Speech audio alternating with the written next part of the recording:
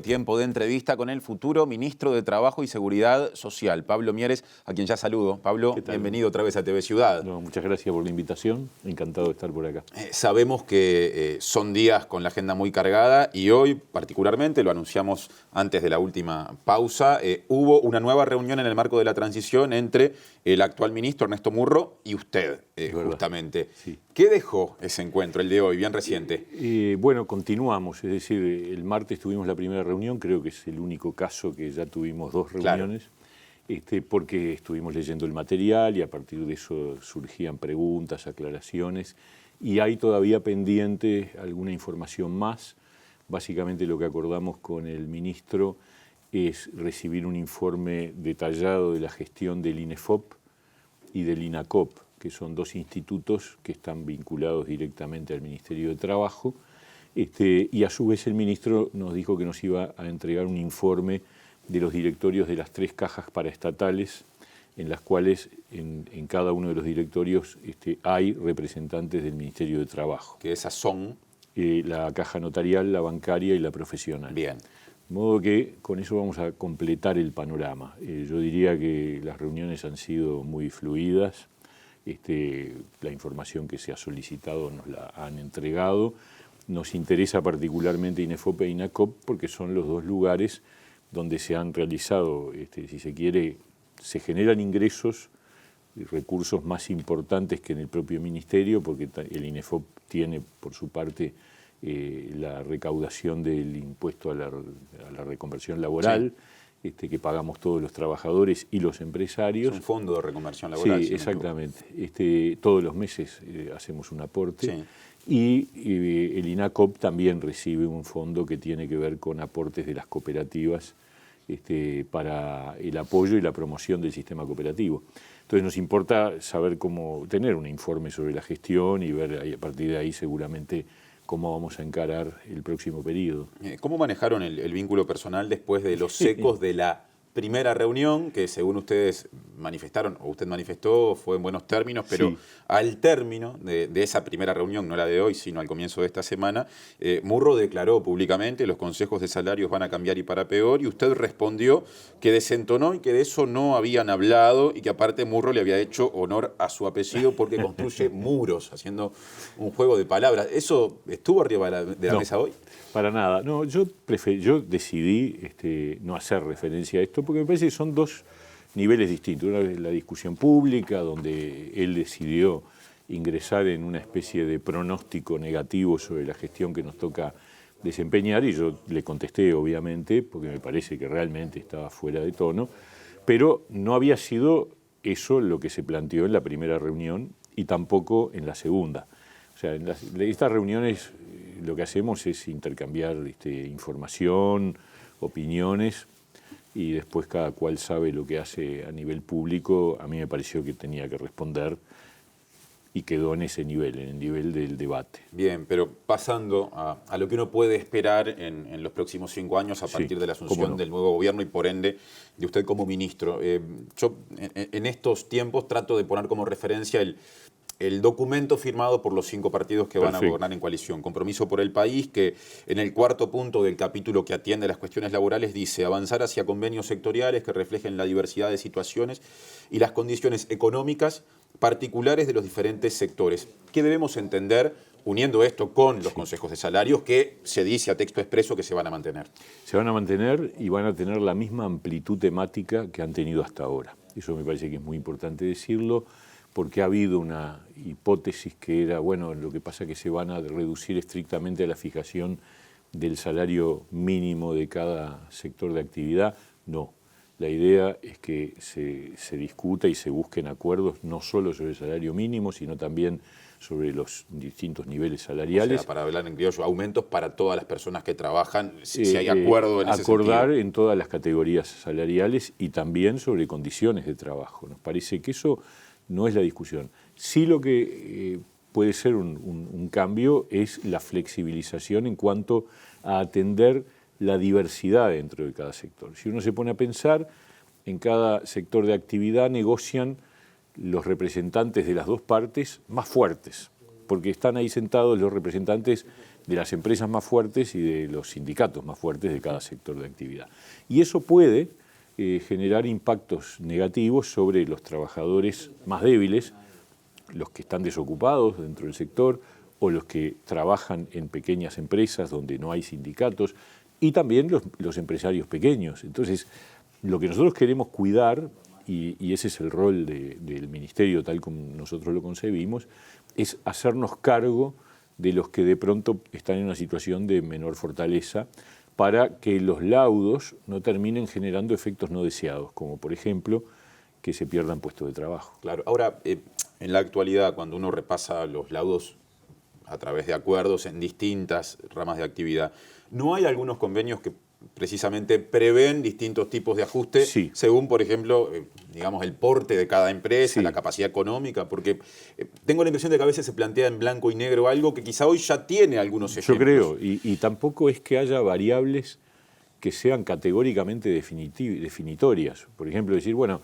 la localización territorial. No es lo mismo tener una empresa y trabajar en un medio como es la capital, donde el mercado es mucho más amplio que en una ciudad del interior.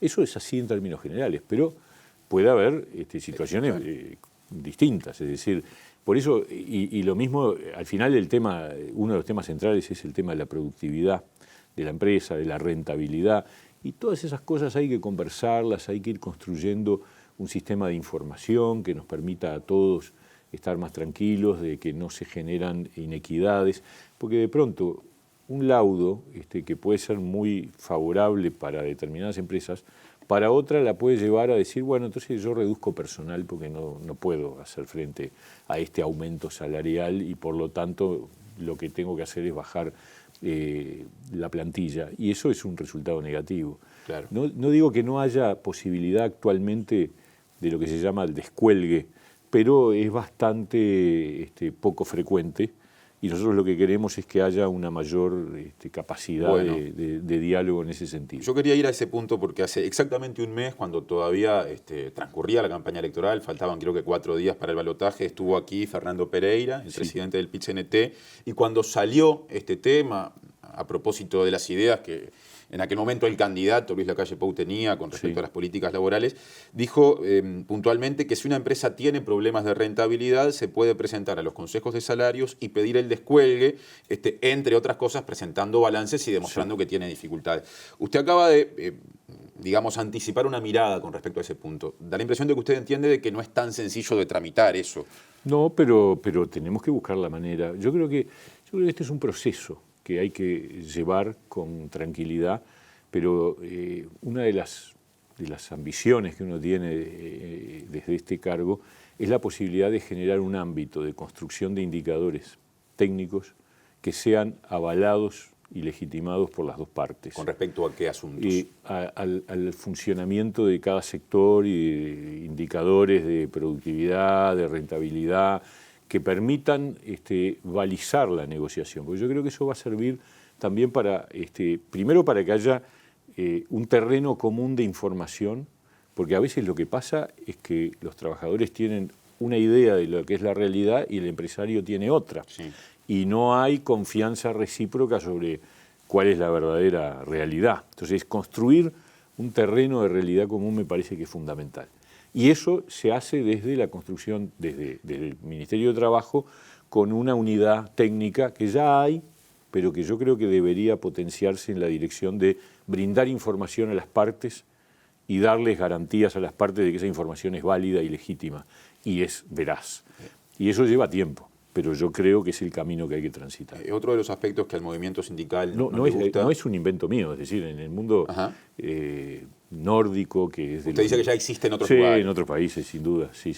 Y ha ayudado a que las relaciones laborales sean más maduras, ¿no? Le decía recién que otro de los aspectos que al movimiento sindical en general no le gusta cuando algún actor, alguien vinculado al mundo laboral lo plantea, es el de la posibilidad de que la negociación termine siendo por empresa. Usted no dijo eso, sí dijo en todo caso medir el porte de las empresas, las dificultades. ¿Está descartado que sea por empresa? Vamos a seguir actuando por sector de actividad, por rama, eso va a seguir siendo así. O sea, por eso digo, esos miedos esas precauciones, que un poco fue lo que reflejó Murro ya en términos de escenario apocalíptico, es como estar demasiado prevenidos. No, vamos a trabajar abiertamente, en diálogo y buscando que realmente, bueno, nosotros sabemos que los sindicatos y las empresas son actores muy relevantes de la vida económica del país y por lo tanto la búsqueda de entendimientos entre ambos. Yo además estoy convencido de que más allá de que hay contradicción de intereses en algunas partes del campo laboral, también hay zonas en donde hay confluencia de intereses. Y esas cosas no hay que obviarlas. Por ejemplo, no es todo confrontación. Por ejemplo, si una empresa crece, el trabajador puede participar de esos beneficios de una manera más directa y por lo tanto le va bien. Entonces hay un win-win en las posibilidades de negociación laboral que a veces queda opacado por la idea de que lo que existe es simplemente una contradicción de intereses. Y obviamente la hay, pero además hay zonas donde puede haber, digamos, articulación. Ahora, poniéndome del lado de quienes representan al sector trabajador, sí, suele decirse que si no hay, digamos, una acción política, normas, mecanismos que incentiven la redistribución a través del aumento del salario, en general la empresa gana y si no tiene la obligación no reparte. Por supuesto, eso me parece muy claro. Bueno, yo soy socialdemócrata, yo creo que el Estado tiene que cumplir una función clave que es evitar que el mercado funcionando solo lleve a la mayor inequidad y a la injusticia, eso está claro. Por eso están las normas laborales y por eso dentro del derecho laboral está aquella famosa máxima que dice indubio pro operari, es decir, en la duda a favor del obrero. ¿Por qué? Y porque es el débil de la relación entre empresarios y trabajadores. Pero a su vez, yo lo que digo es que en una dinámica positiva, el crecimiento empresarial debe implicar el crecimiento del trabajador. Y eso implica saltarse de la mirada más básica, que es la mirada del conflicto de clases, y decir, no, también puede haber zonas de confluencia en un sistema de relaciones laborales más maduro, ¿no? Cuando recién, digamos, colocaba al sector trabajador como la parte más delgada o más fina del hilo, como quien dice, yo recordaba algunas afirmaciones de gente que hoy está participando en la coalición que va a gobernar desde el 1 de marzo, puntualmente el expresidente Julio María Sanguinetti, que sobre todo en el tramo de la campaña en el que fue precandidato a la presidencia, muchas veces cuestionó lo que él entendía no había sido una posición neutral de los ministerios de trabajo en los tiempos de los gobiernos del Frente Amplio. ¿Usted comparte esa visión? Sí, yo creo que sí, lo he dicho además. Creo que ha habido una actitud sesgada en los gobiernos del Frente Amplio, como también la hubo en los gobiernos de los partidos tradicionales anteriores. Acá hubo la ley del péndulo. En aquellas épocas, por los años 90, el movimiento sindical se quejaba de que el gobierno tenía un sesgo a favor de los empresarios. Y en los últimos años los empresarios se han quejado de que ha habido un sesgo a favor de los trabajadores. Y el objetivo es que el Ministerio de Trabajo sea realmente observado como un garante que se merece la confianza de las dos partes. Y ese es el objetivo que nosotros tenemos. Ahora, Murro, ante esa observación, lo que habitualmente dice es, o hace es poner como ejemplo la última ronda de negociación colectiva, que se dice que fue la más grande de la historia, y llegar al punto de que en los pocos sectores en los que no hubo acuerdo y el Ministerio terminó laudando por decreto, como quien dice, los laudos fueron parejos en cuanto a los que fueron para un lado o para el otro. Entonces, ¿no de alguna manera anula ese concepto? Bueno, es verdad, revisando los números, la estadística dice eso sobre la última ronda, pero no es solo el tema de los consejos de salario, sino todo el debate sobre las temáticas laborales en general, donde ahí sí los empresarios se quejan. Y yo digo, bueno, hay que dar garantías a las dos partes y asegurarnos de poder construir confianzas. Y yo creo que eso es perfectamente posible y lo vamos a cumplir. Los cambios o los retoques o la reconfiguración de los consejos de salarios de las que estamos hablando, ¿van a tener algo que ver con la ley de urgente consideración que se va a impulsar en el comienzo del gobierno o son modificaciones que no precisan ese tratamiento legislativo? No, nosotros lo que tenemos desde el punto de vista legislativo por delante es, por un lado, el tema del decreto de las ocupaciones, que esto, el que avisa no es traidor, yo lo dije durante toda la campaña, todos los partidos que integramos la coalición del próximo gobierno lo dijimos en la campaña, es decir, nosotros no estamos de acuerdo con ese decreto que permite las ocupaciones de las empresas privadas. Aquello de la ocupación como extensión del derecho de huelga. Decreto 165.006. Exacto. Eso, la idea es que o bien se deroga el decreto o bien se establece alguna norma que, en definitiva, establezca la prohibición de las ocupaciones y ponernos en igualdad de trato a los trabajadores públicos y privados, porque en realidad hoy los trabajadores públicos no tienen, o sea, el gobierno actual del Frente Amplio, cada vez que hubo una ocupación de una oficina pública, mandó desocupar inmediatamente. Y bueno, yo creo que hay que ir a la lógica de que ese tipo de medidas no es buena porque afecta a la propiedad privada, pero también afecta el derecho al trabajo de los trabajadores que de pronto no comparten, quieren seguir trabajando, quieren entrar a trabajar.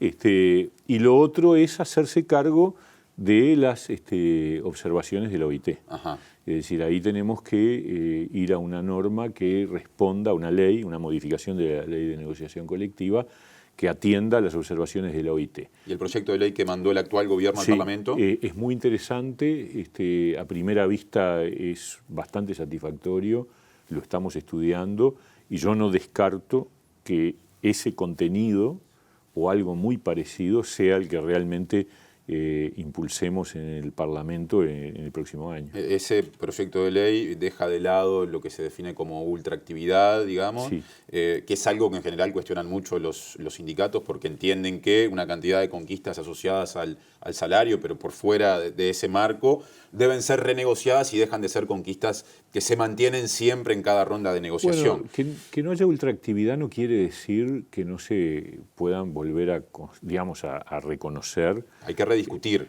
Sí, pero no necesariamente significa. Yo creo que más bien la no ultraactividad lo que hace es impulsar a la negociación, porque lo que busca es que haya continuidad. ¿Y es vinculante un pronunciamiento de la OIT en ese sentido? Porque eso también se ha discutido. Bueno, a ver, si es recomendación o es algo que tiene otro peso. No, es una observación. Entonces, cuando es una observación, a ningún país le gusta estar con una observación establecida de parte de nada menos que de la Organización Internacional del Trabajo.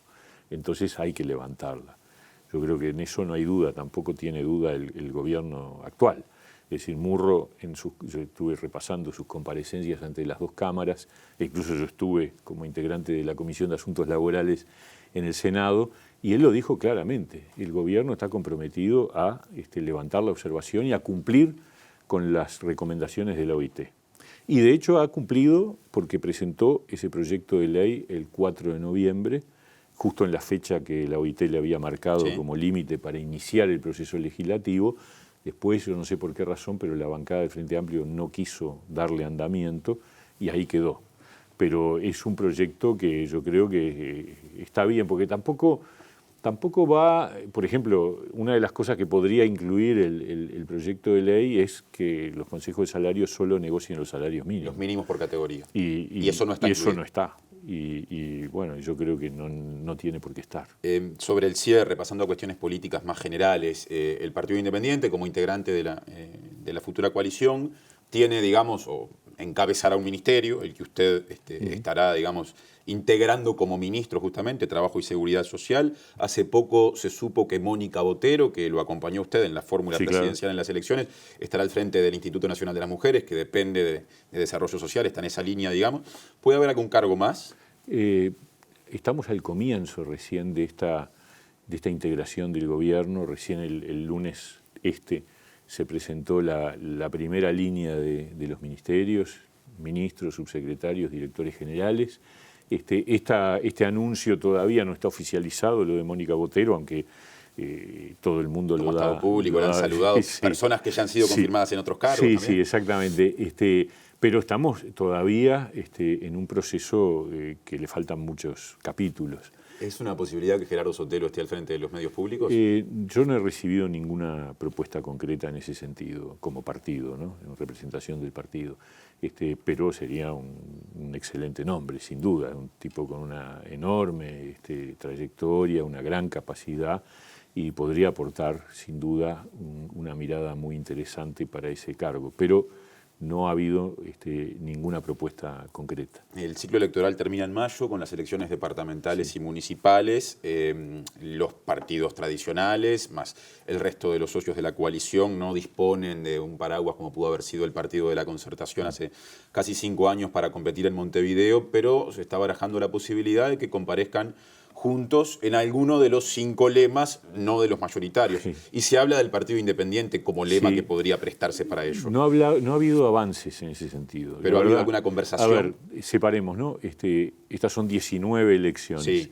Sí. Nosotros el otro día, en la reunión de mesa ejecutiva, hicimos una puesta al día de lo que está pasando en cada uno de los departamentos. Yo diría el Partido Independiente en varios de los departamentos no va a participar de las elecciones departamentales porque tenemos una convicción muy clara de que las reglas de juego electorales en las elecciones departamentales son muy contrarias al interés de los partidos más chicos. ¿Ya lo han hecho eso de no participar? Sí. Hemos no es una decisión nueva. No, en varios departamentos no participan y donde hemos participado nos ha ido muy mal. ¿Por qué? Y porque la intención de voto en una elección departamental donde no hay segunda vuelta, donde el cargo que a la gente le importa es el intendente, donde votar ediles es una cosa que la gente no valora demasiado, donde además la Junta Departamental se integra con mayoría absoluta para el ganador, todo es contrario no al cuarto partido, al tercero. En general, si uno mira la secuencia de las elecciones departamentales, cada vez está más concentrado en 1 o 2 partidos por departamento. Y concretamente en Montevideo, ¿qué podemos esperar? Bueno, entonces, en varios departamentos no nos vamos a presentar, en algunos nos vamos a presentar solos, en algunos otros hay conversaciones para acuerdos bilaterales o trilaterales y la duda que queda es Montevideo, donde no hay nada descartado, pero por ahora no hemos tenido ninguna propuesta concreta, no hemos iniciado un diálogo con los demás partidos. Yo sé que los tiempos son, bueno, ese es otro tema. Sí, claro. El tema del calendario electoral es una locura, pero bueno, eso habrá que modificarlo algún día. Gracias, Pablo, por este rato para TV Ciudad. Encantado.